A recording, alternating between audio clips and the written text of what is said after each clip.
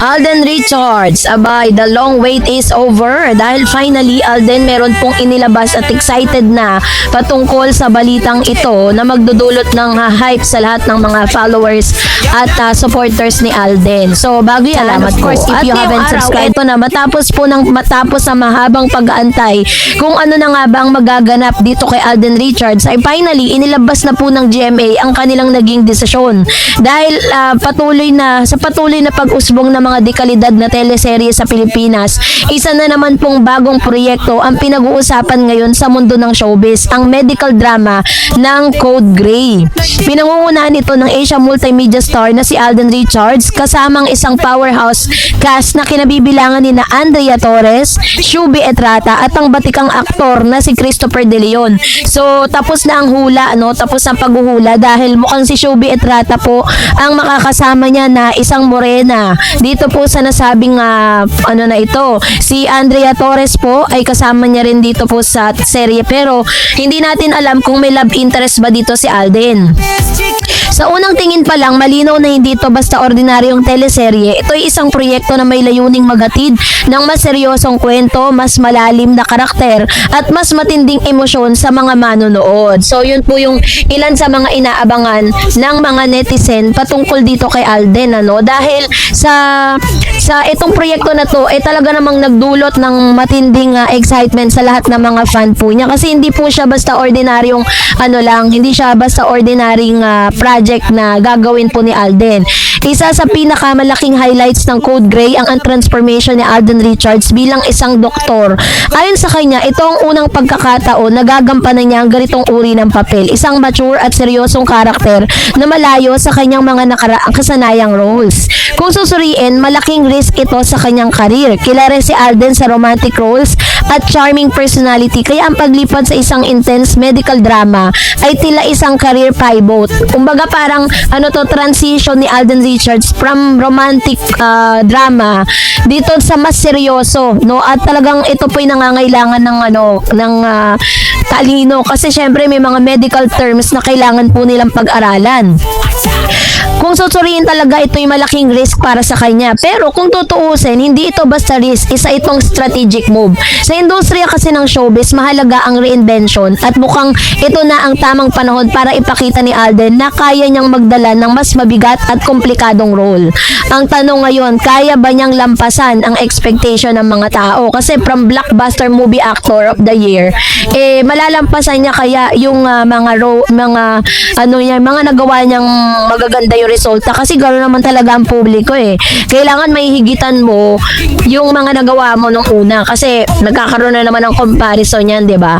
So, bukod kay Alden, mas lalong tumitibay ang proyekto dahil sa kanyang mga makakasama. At sinasabi dito ni Mr. Alden Richards na dream come true na makasama niyang isang magaling na aktor na nanggaling po sa Batang Quiapo. Ito po si Mr. Christopher De Leon, Dito po makakasama niya si Andrea Torres, Shubi Etrata, Faith Da Silva, Christopher Martin, John Lucas, Christopher De Leon. Sa ganitong lineup, malinaw na hindi lang isa o dalawang artista ang aasahan. Ito ay ensemble cast na may kanya-kanyang bigat.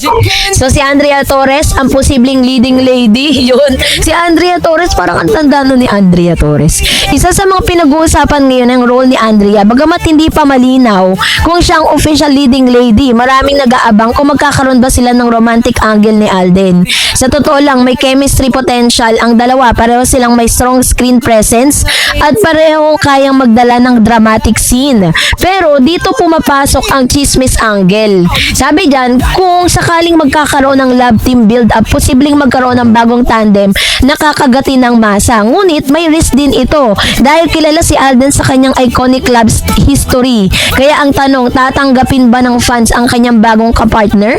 So yun ang tanong, yun ang biggest question ngayon sa lahat. Kasi syempre, alam nyo na, sobrang ng mga cut din fan, 'di ba? Parang pagkatapos ng isang blockbuster movie at napaka-successful na 2 movie na inilabas sila ni Catherine, ina-anticipate ng ilang mga fan na sana nga si Catherine Bernardo pa rin ang makasama niya for another project, 'di ba? Hindi rin syempre pauhuli si Shubi Etrata na patuloy ang pag-angat sa showbiz. Para sa kanya, ang Code Gray ay isang dream come true. Mula sa pagiging social media personality at reality show figure, unti-unti niyang nagta-transition sa mas seryosong acting roles. Pero aminin natin, ito ang pinakamalaking test sa kanyang career. Sa isang serye na puno ng veteranong artista, hindi sapat ang charm lang. Kailangan niya ng patunayan na kaya niyang sumabay sa aktingan.